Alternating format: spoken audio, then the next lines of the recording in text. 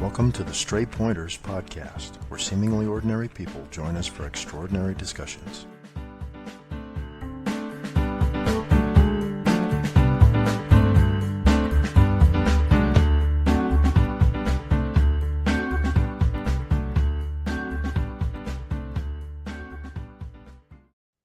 You're watching Season 2, Episode 21 of the Stray Pointers podcast.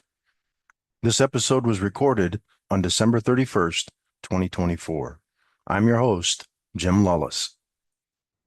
For more information about the show, including the show notes of this episode, please visit straypointers.com. Rejoining the show today is the illustrious Rick Lundeen. Rick, welcome back. Hi, Jim. Thanks for having me back. Rick, I asked you to come back to the show here so that we could talk about some of your newer comics work, and that ended up in me asking some questions, and I want to ask about some of your old comics work too. So I want to talk about a new miniseries you've got called Bombardier, and I want to talk about an old work that you did in the for but basically it's a Doctor Who story. It was an adaptation of the Daleks Master Plan. Is that the title of it? Yes, it was an old 1965-66 12-part massive adventure back for Doctor Who back in the day. Okay, well let's start with present day. Where did the idea of the Bombardier come from? Well, funnily enough, back in around 2008, I had done a series called 100 Covers, and basically telling the adventures of this superhero team, all their adventures through only the covers of what would have been their comic run.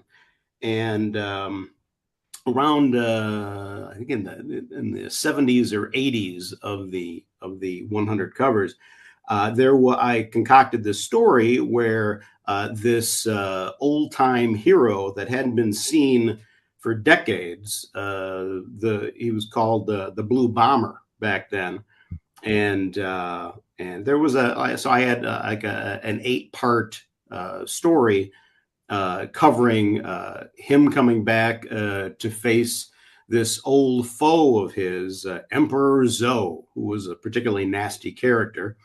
And it was a pretty big fun deal at the time. And years later, I couldn't get that confrontation between the Bombardier, or I should say the Blue Bomber, and Emperor Zoe. I couldn't get it out of my head, and I kept thinking, oh boy, because the whole point of 100 Covers was I was never going to do any actual full issues to back up the covers, because they were going to do all the heavy lifting. But I just couldn't get those characters out of my head, and so for years the story was percolating, and eventually I decided I've got to do it, got to tell this story a little bit differently than I saw on the cover that I had in the covers. But then I figured, then I started to really fleshing it out, and it was about 7-8 years of just having it go, over and over in my head. And then finally it spilled out into paper. And it was the first time I've ever done a 4-issue miniseries like this. And and it all came together. Okay, let's take a look at some of the pages that you sent me here. What exactly are we looking at here? Well, this is from issue 1. And the call had gone out to try to contact the Bombardier, formerly known as the Blue Bomber. Mm-hmm. I updated the name because there's a World War II tie-in to his origin, and I figured, the Bombardier would actually have a better sound to it. And so the Army puts together a team to try to go to Bombardier Island, where the Bombardier has been for all these years, to try to contact him and enlist him in the cause and in doing so, the Army has enlisted the help of the battalion, the team that I did 100 covers about. And here we see the Army is going into one of those large carrier planes where three of the saucer craft of the battalion are housed. And this is just a look at them prepping, and they're seeing these saucers for the first time, and they're going to be meeting the team. Okay. And this is a page from the same issue. Yes, this is after the team has landed on Bombardier Island. They've they didn't know what they were going to be facing, and it turns out that there's been some severe radiation leakage over the decades, and there originally there was a testing site, animal testing on the site. Sure. And it's always And, monkeys. oh yes, yeah, and wouldn't you know, decades of radiation had a bad effect on the wildlife, Hmm. and this is the way they find out that there's that these guys are like hanging around. So, and then big attack.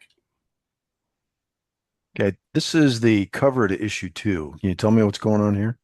Yes, this basically issue 2 is the first half of it is a flashback to see how the Bombardier came to be, and how a very young version of Emperor Zoe.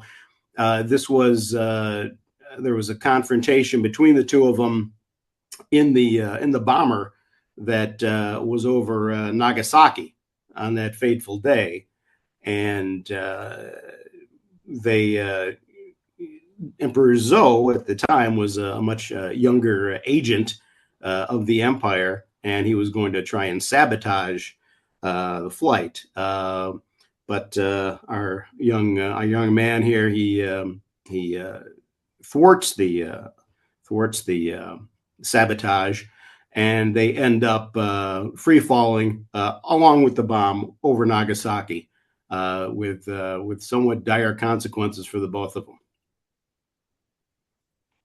Okay. This is And also this is a page from the same issue.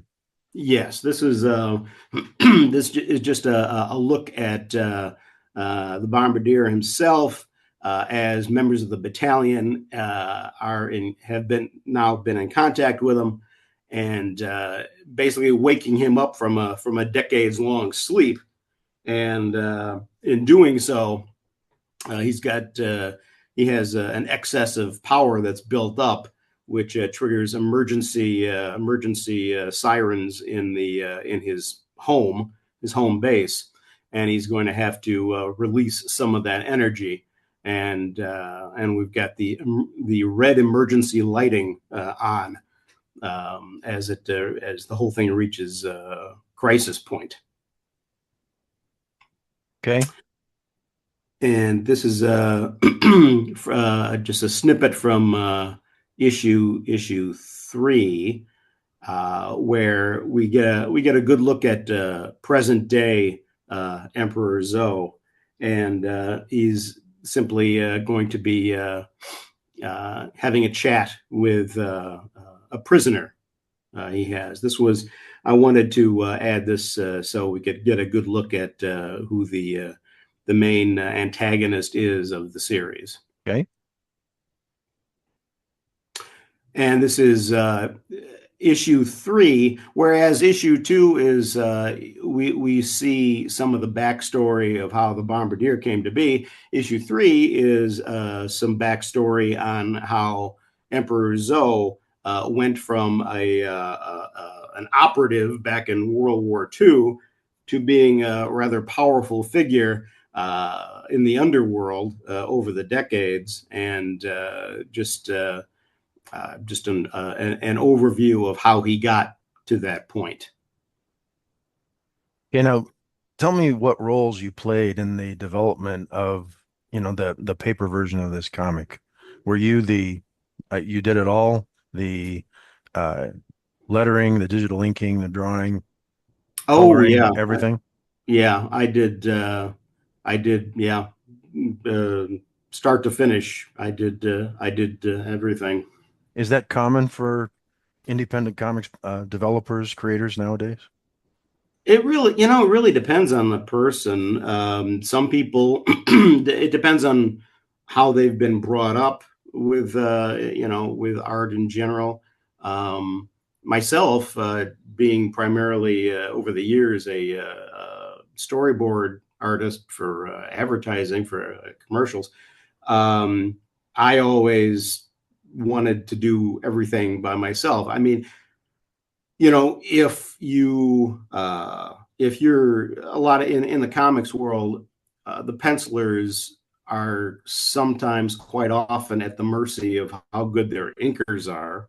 Hmm. A bad inker can just be horrible, but Hmm. if your pencils aren't stellar, then a really great inker could help and all that. But I've always been a one man band with that.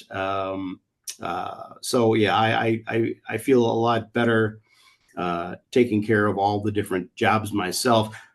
I'm sure I could improve at every job along the line, but I'm just more comfortable.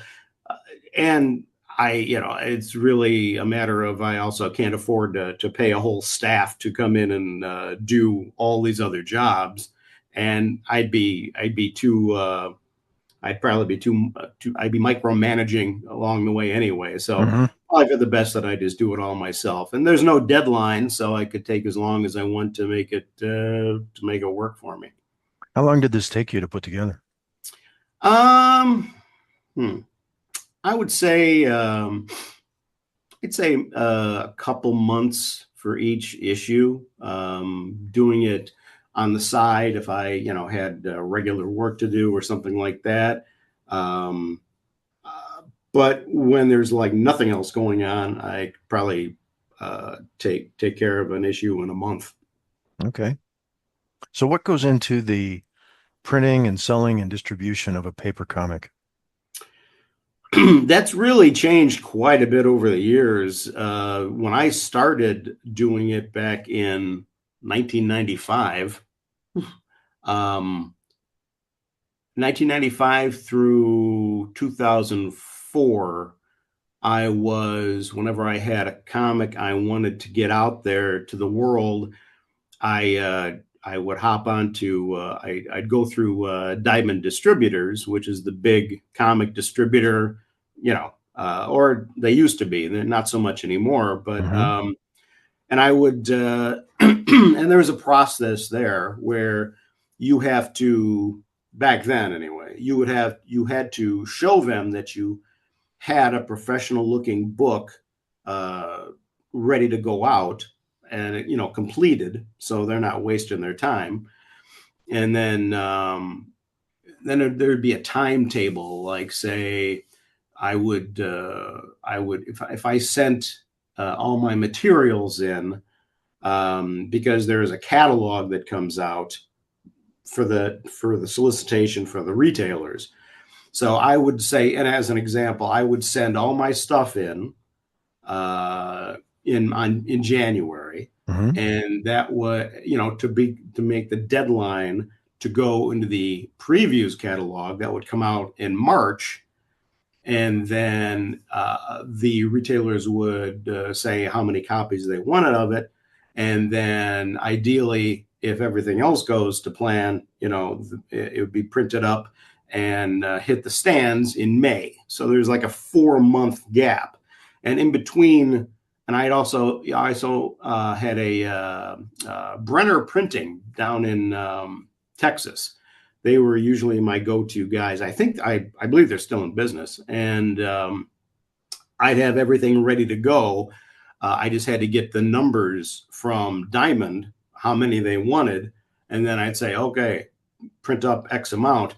Back in '95, they had you really couldn't just say, oh, just print up 500, because the minimum print run back then was 3,000.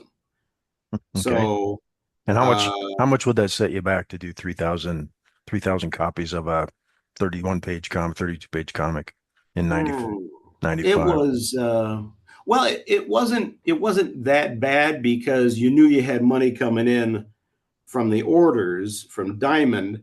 I can't really remember. It might have been, I want to say it was like, I was going to say $1,500 for the 3,000 copies, but it was probably higher than that.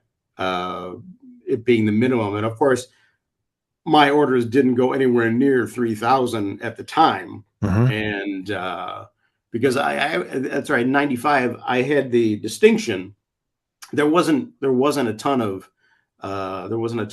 independents doing this at the time through Diamond, and I made the really brainy mistake of uh, uh, the very month that I was soliciting my first comic, Matak, back in '95. That was the month where Marvel had decided to back out of Diamond to try their own distribution.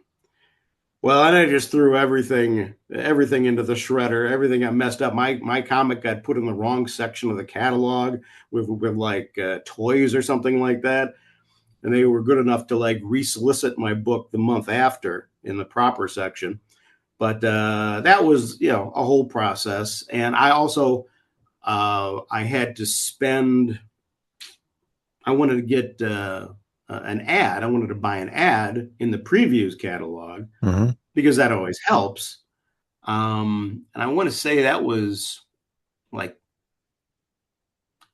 $400 for a quarter page ad, something like that. Mm-hmm. But it helps the visibility when the retailers are going through the catalog.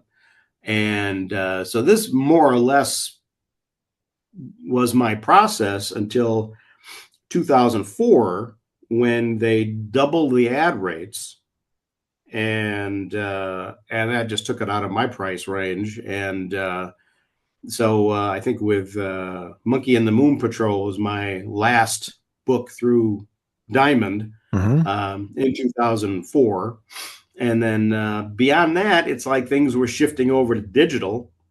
And from that moment on, I had to shift over to the new digital places that was print on demand. I had originally gone with Comic Express, which uh, eventually went away, and now I think it's Kablam and Indie Planet, and so that's where ever since then I've been putting all my stuff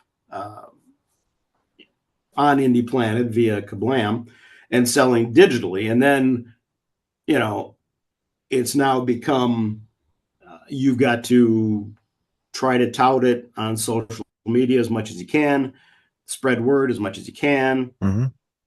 do whatever you can, try to get the word out there, and it's very different than it used to be, but it's a big shift. But yeah, it's a lot more inexpensive to go the digital route. It's tougher to get the hits though, and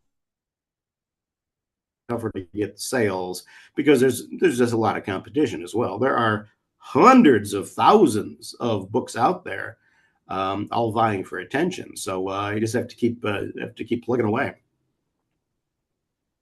How soon in a process where you do most of the work on a computer now, how soon do you actually see a printed copy of your work, a proof copy that would be what the folks that are ordering the comics would see? Um, I think I like say with Kablam or Indie Planet. I think it's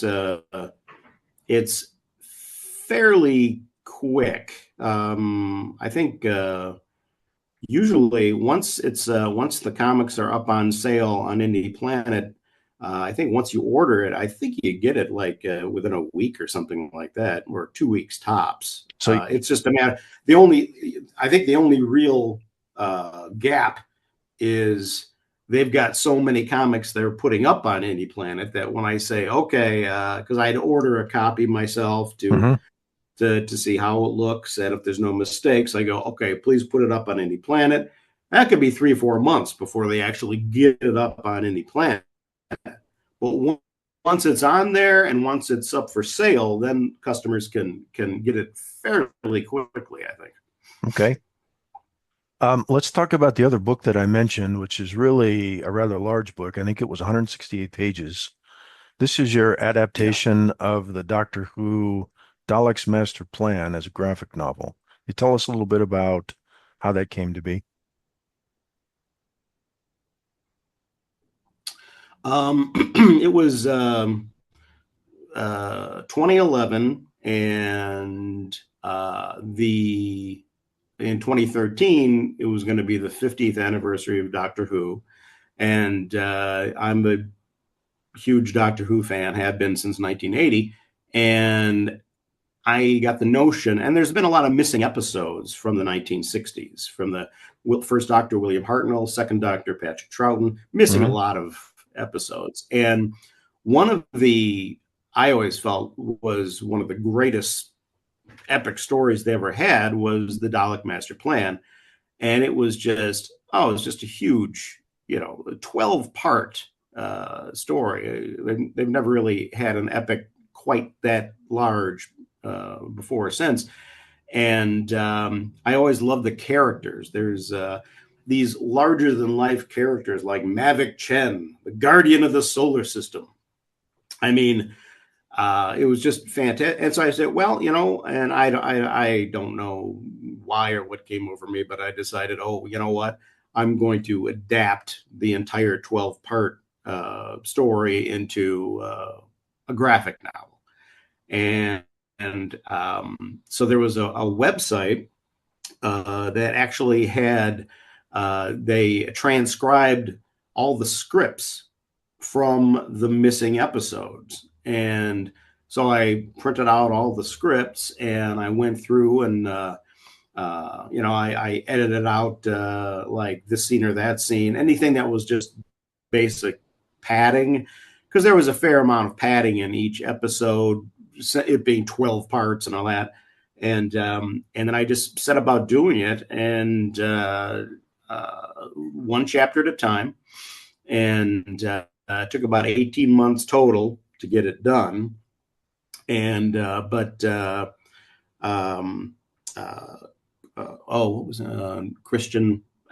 He's going to kill me. One guy over at the old Casterbarus website, Christian Cawley.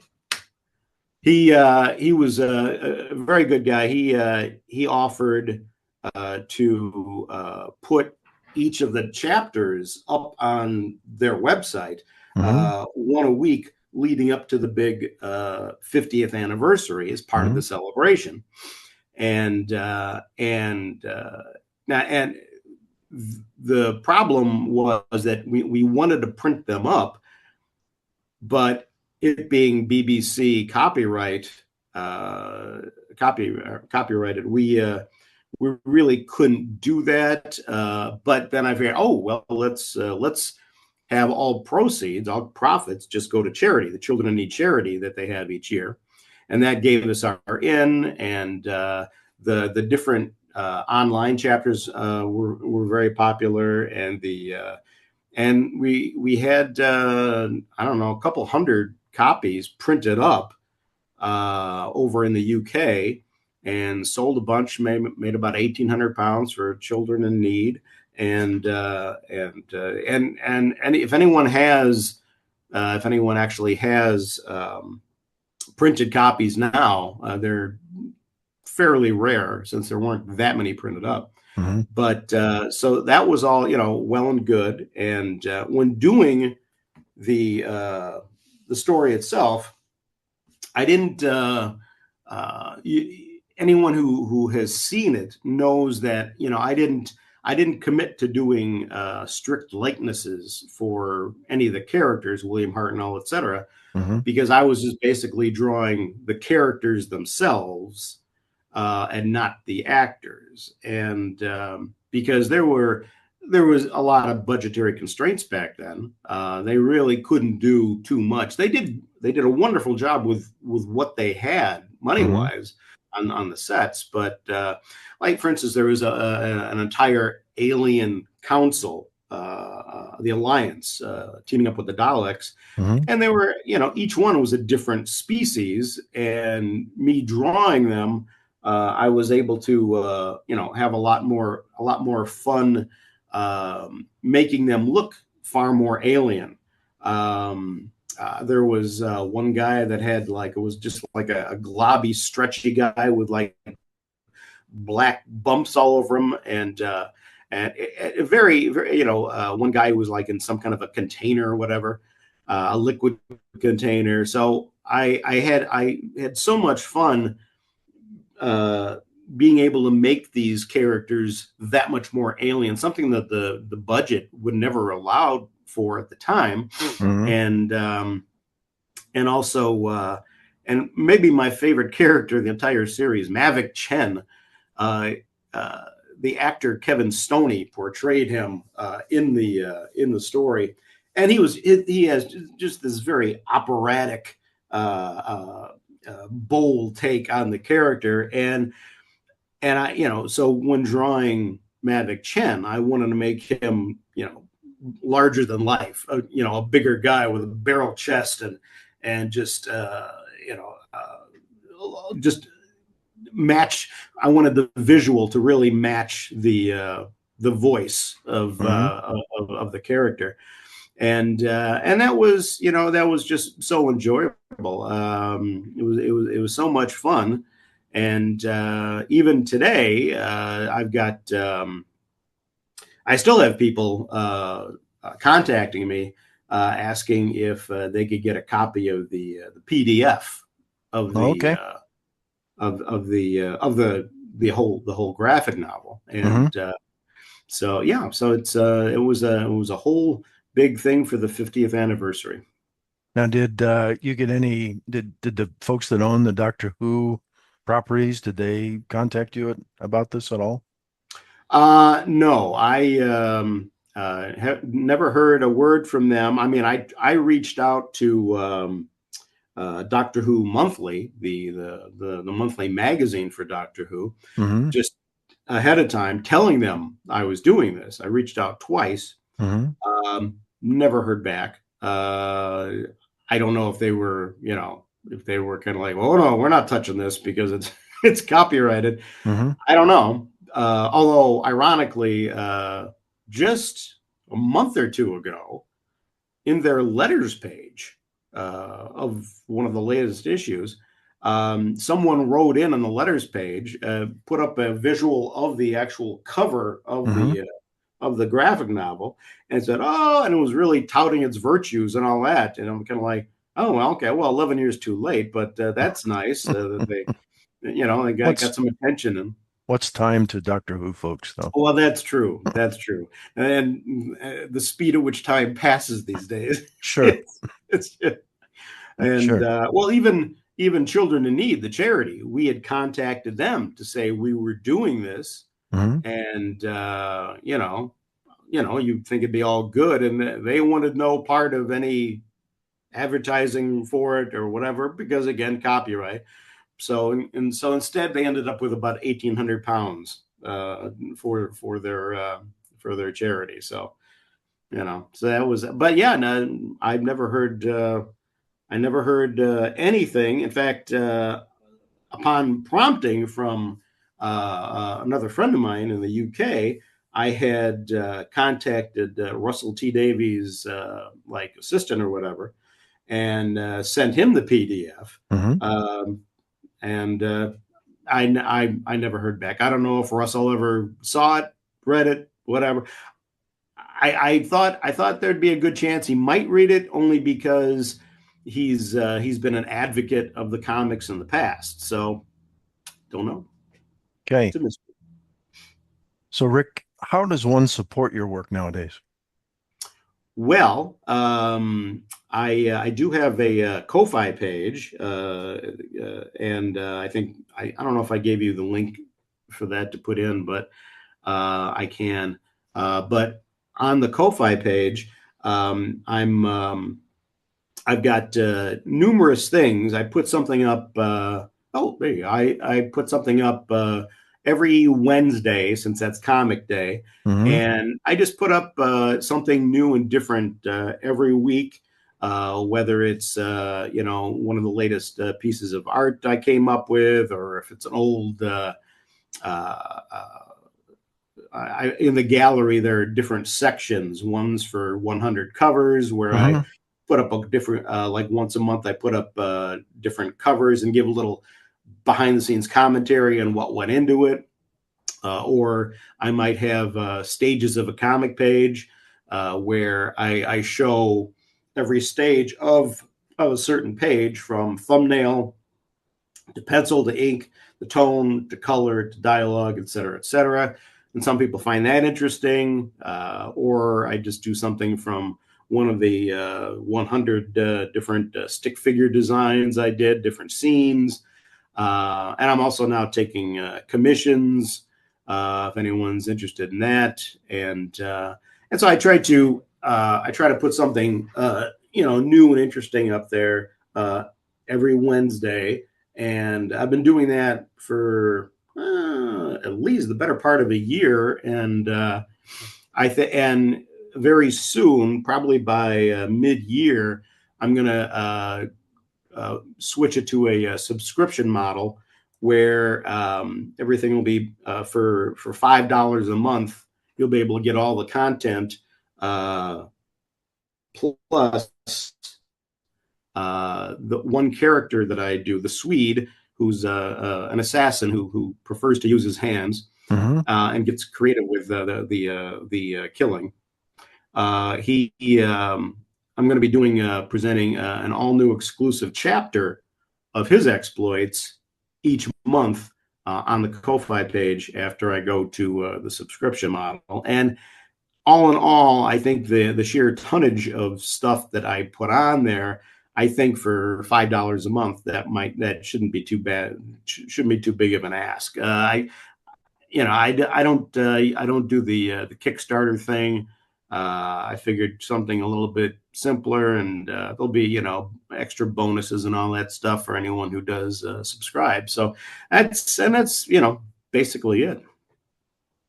Is there anything else on the horizon for you in the next year? I've gotten into this. There's a new set of brushes that I use in Photoshop. It's I think chromograph or something like that. It's and it's the brushes that mimic the old dot pattern color systems they used to use back in the 60s and 70s. Mm-hmm. And it's so fun because you're actually putting the colors together like they used to do back in the day. Mm-hmm. And you could really get a really cool vintage look with that process. They even give you a map, a chart of what percentages of black, cyan, yellow, magenta to make this color, that color, whatever. And I've done a few bits and pieces with utilizing those colors. But Mickey and Madge, another comic series that I had done over the past few years, I'm putting together kind of like more or less a coffee table book available that will be available on Amazon, much like the Swede is now. That I'm going to have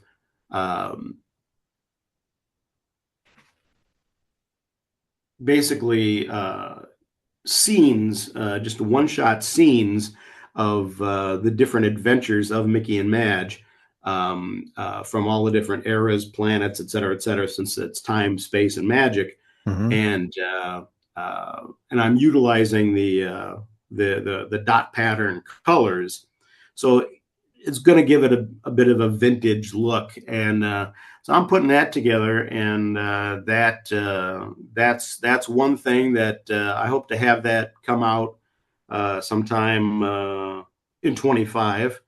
And in the meantime, I'm working on more new chapters of the Swede, getting a good backlog for the Ko-Fi thing once that gets set up. And to promote all of this, I'm going to be going to at least one convention this year, hopefully two, if I get accepted in the C2E2 in April. But And there's a that's in fan Chicago. expo in Yes, that's C2E2 is in Chicago. That's going to be April 11th through 13th, something like that, mid-April. And it's very tough to get in though, so I have yet to hear if I did. But I'm definitely going to be at the Fan Expo August 15th, 17th. That's in the Chicago suburbs this coming year. So and yeah, that's about it. Very good. Well, Rick, it was great having you back. I enjoyed the talk. I did as well. Thanks for having me, Jim. Great. Thank you. Okay, thanks. Thank you all for watching today's show. Let's do this again soon. Take care.